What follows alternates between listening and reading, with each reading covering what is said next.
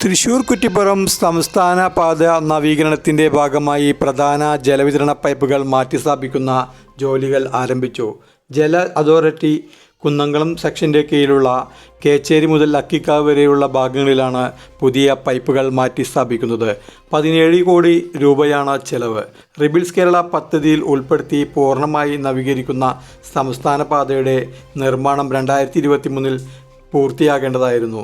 കാലാവധിക്കുള്ളിൽ പണി പൂർത്തീകരിക്കാൻ കഴിയാതിരുന്ന കരാർ കമ്പനിയെ ഒഴിവാക്കി പുതിയ കരാറുകാരെ നിയമിച്ചതോടെയാണ് ഇപ്പോൾ വീണ്ടും പണികൾ തുടങ്ങിയത്. നിർവഹണ ഏജൻസിയായ കേരള സ്റ്റേറ്റ് ട്രാൻസ്പോർട്ട് പ്രോജക്റ്റിനാണ് ഇപ്പോൾ പൈപ്പുകൾ മാറ്റിസ്ഥാപിക്കാനുള്ള ചുമതല. പദ്ധതിയുടെ രൂപരേഖ തയ്യാറാക്കിയതും മേൽനോട്ടം വഹിക്കുന്നതും ജല അതോറിറ്റിയാണ്. തൃത്താല കുടിവെള്ള പദ്ധതിയുടെ കുന്നംകുളം സെക്ഷൻ്റെ കീഴിലുള്ള വലിയ പൈപ്പുകളും 10 പഞ്ചായത്തുകളിലേക്ക് കുടിവെള്ളം വിതരണം ചെയ്യുന്ന പൈപ്പുകളുമാണ് മാറ്റിക്കൊണ്ടിരിക്കുന്നത്. അരനൂറ്റാണ്ടോളം പഴക്കമുള്ള പൈപ്പുകളാണ് നിലവിൽ ഉള്ളത്.